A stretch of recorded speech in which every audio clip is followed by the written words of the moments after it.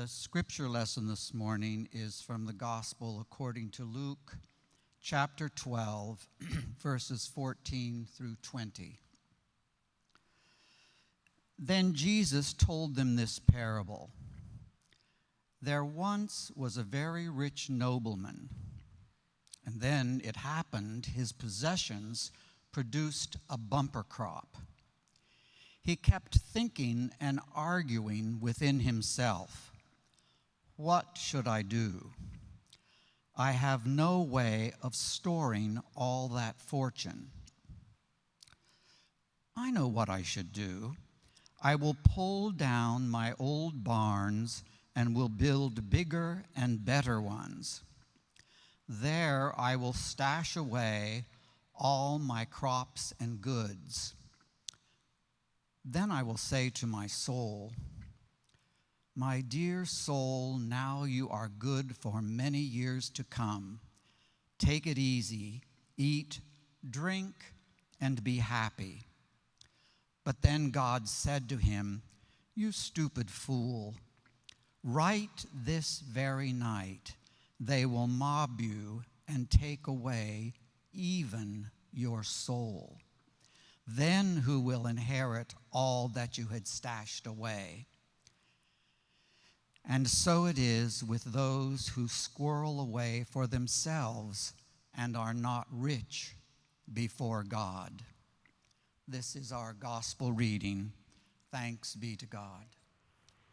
And our second reading is also from Gospel of Luke, chapter 16, first 9 verses. Jesus said to his disciples, "Once there was a rich man who had a manager who was accused of fraud.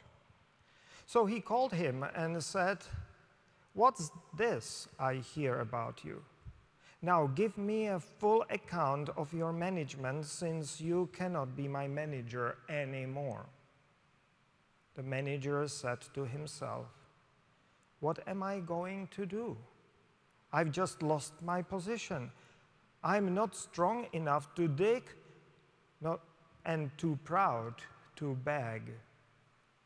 I know what I need to do so that the people will welcome me in after I lose my position.' And so he called the debtors of his master, asking the first, 'How much do you owe my master?' Who replied, 100 jugs of olive oil. And he told him, 'Here is your note. Quick now, write 50. Another one he asked, 'And you, what do you owe?' 100 sacks of wheat. He said, 'Take your note, write in 80. And the Lord praised this dishonest manager because he was thoughtful. For the people of this world are often smarter than the people of faith.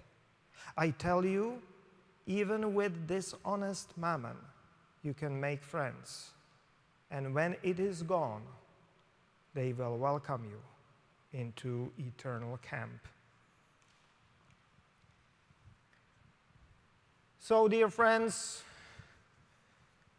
I noticed that stories and parables in the Gospel of Luke, and I shared that with you, I think, last Sunday, that they come in couples, which they mutually complement and support one another.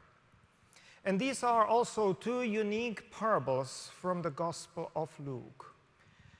And they are often misunderstood, but I think that they are quite relevant for our times.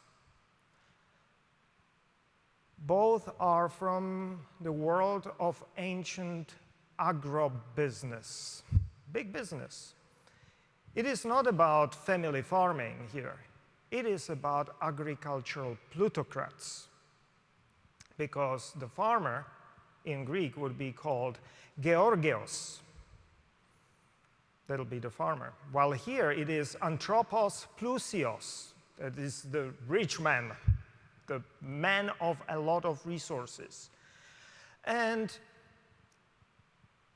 they are working with Torah there. And Torah means simply land or land holdings. While farmer will work on his fields. It'll be like agroi, that'll be in Greek. Fields, but here it is no, land holdings. And the harvest produce is also of a different kind. It's mostly for profit, and you notice that there are sacks of wheat, all right, but jugs of olive oil, and those were things which were normally sent out or sold. It was really for business. It is about plantation, many of which were of the size of our counties, really large farms or plantations. This large estate owner, this plutocrat, developed for himself a marvelous business plan for years to come, as we heard. But one thing he forgot to include into his calculations: upheaval, revolt, bandits. And I know that God is often, and I read those commentaries and heard some of those sermons of that kind, that it is God who is blamed for the threat of death. But I intentionally translated, and I have that in our bulletin, and Rick, thank you for reading it, that is not that clear that it is God who is coming to take his life. That is not what is in the gospel. That is not what is in this parable that Jesus said. There, if you pay attention, it is said that this very night they will take your life. And sometimes that is explained like demons or dark forces in a command of God. No, I think it is more mundane and more regular. He planned everything perfectly for himself until his retirement, we might say. But he forgot about them. He forgot about his sharecroppers, his farmhands, about his day laborers, possibly about his slaves. That does not mean that I approve slavery, simply that was the reality of that world. And they felt cheated of their share of that result, of that bumper crop, being taken advantage of, feeling exploited and violated. We might not, and there might not be then so eager to defend the owner from bandits, which were swarming around. Imagine that society in the time of Jesus was even less equal than ours, and that is to say something. Those around him, his farmhand and his workers on his fields, they might even join that revolt by themselves. World was full of bandits, as I said. They were small family farmers driven from their farms by exactly those wealthy plantation owners. So the plantation owner had a marvelous business plan, which he made just for himself. He forgot about them. He forgot about sharing his success and his wealth. It is not God who will take his life. That will come as a result of his greed, of his selfishness, of his egotism. God told him, Aphron. And I think that I once talked about it with our children in Sunday message, or in talking to them. That is quite strong vocabulary here, aphron, that's in Greek. It was probably originally said in Aramaic, but extrapolating from that, it means you moron, you idiot, you unthinking animal. That is the closest, probably.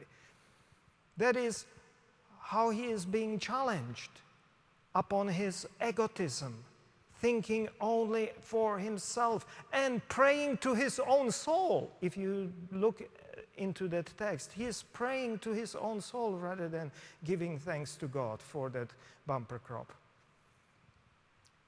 So you forgot that the society grotesquely unequal and with unjust distribution of profit.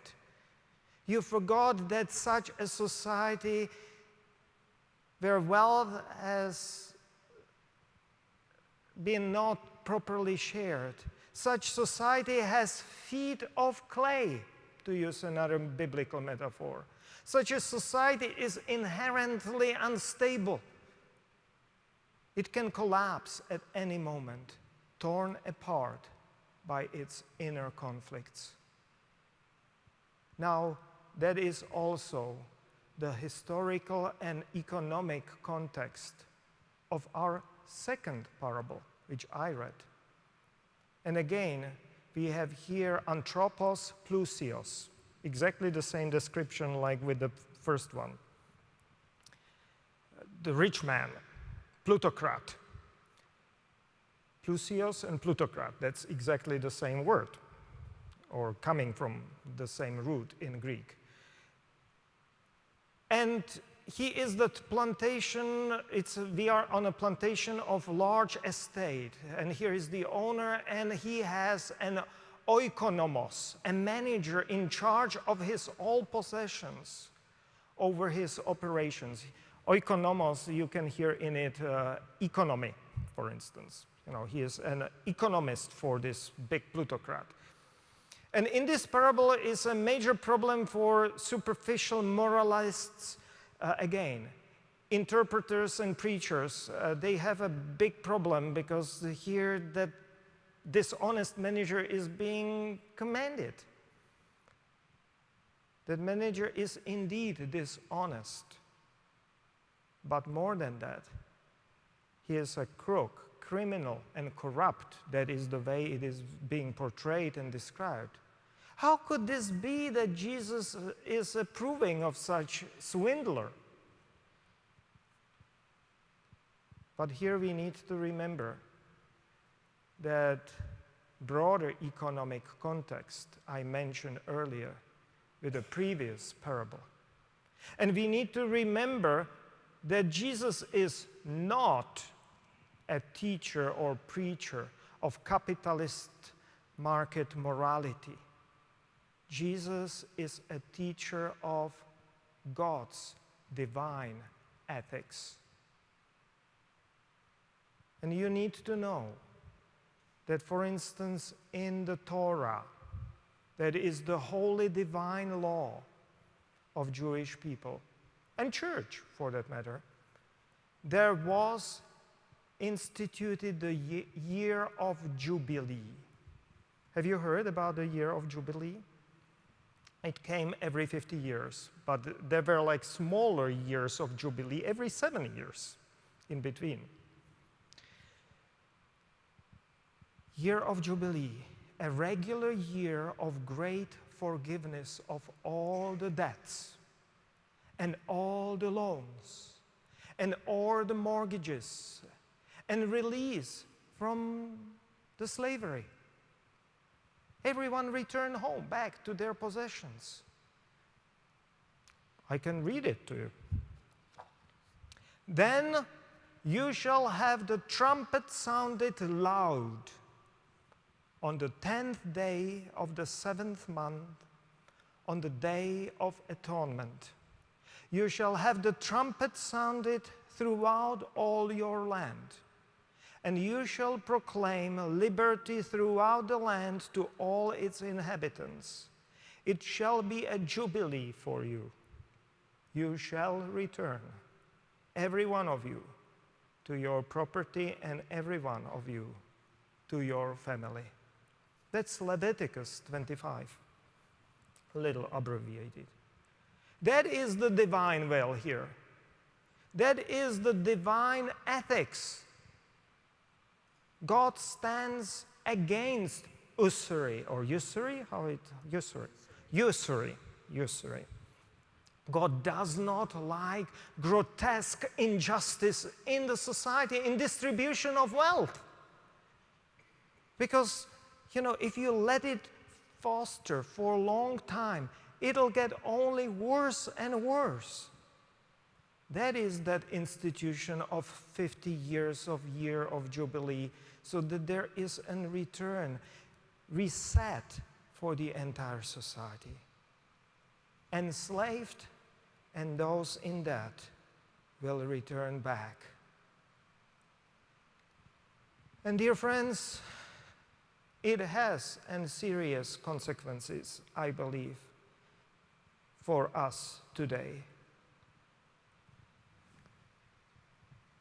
Anytime I am, for instance, depositing a check being reimbursed by church for something I purchased for church on cell phone, and my wife can confirm that it's my regular thing almost.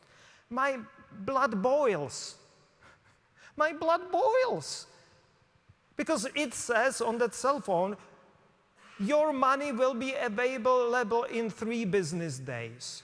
Or you can have your money immediately for a fee, which goes into several percents. Those who desperately need that money, those who can least afford either waiting or paying such a fee, are being charged the most. That is why my blood boils. And then I read that this year an average credit card interest is almost 25%. If the interest is charged on credit cards, then it is 25% in average. And maximum can be near 30%. And again, I remember that those who can least afford it are charged the highest rates. And my blood boils again. And then you hear about a valiant attempt to forgive, for instance, at least some of the student debt. And what do you know? The Supreme Court rejects that. The same justices who are being dined and wined and entertained by billionaires in their private jets and private hunting lodges, they make this ruling. While pseudo-Christians, pseudo-conservative howl that forgiveness of debt is not just. I guess those MAGA evangelicals never heard about the year of Jubilee. I guess they never heard about Jesus commanding that manager who forgave usury interests. I guess they never heard that other similarly charged parable from Gospel of Matthew, I think, where the owner of the vineyard pays everyone the same. Because that is the minimal day wage. Let us put it that way. That is the wage which can sustain the family for a day. So he paid everyone so that they would not be dying.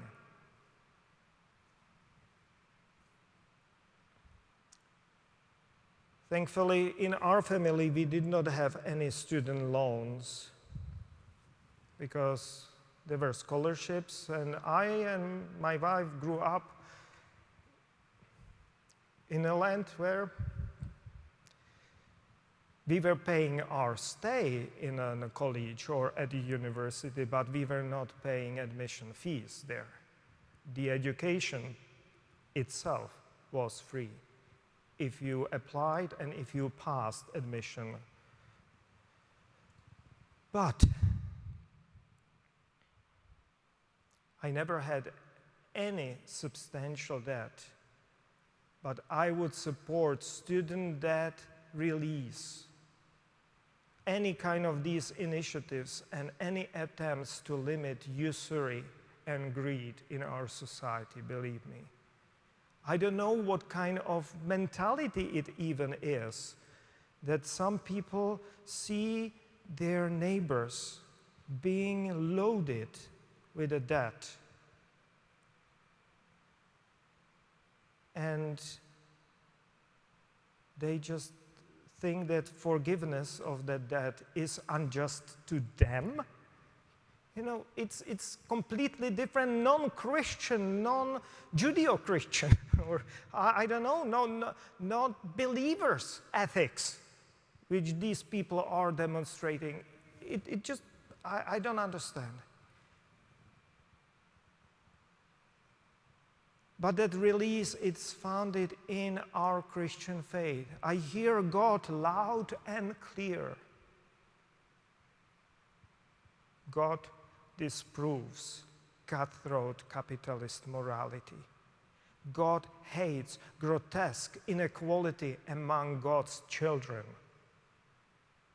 God desires ethics of compassion and social cohesion. Are you enslaved by debt and unjust interest? How much is your compound interest over the years? 20, 30, 40, or even more percent? Or of your original loan? How much do you pay? Sit quickly and write 10%. It is still twice as much as interest on the savings.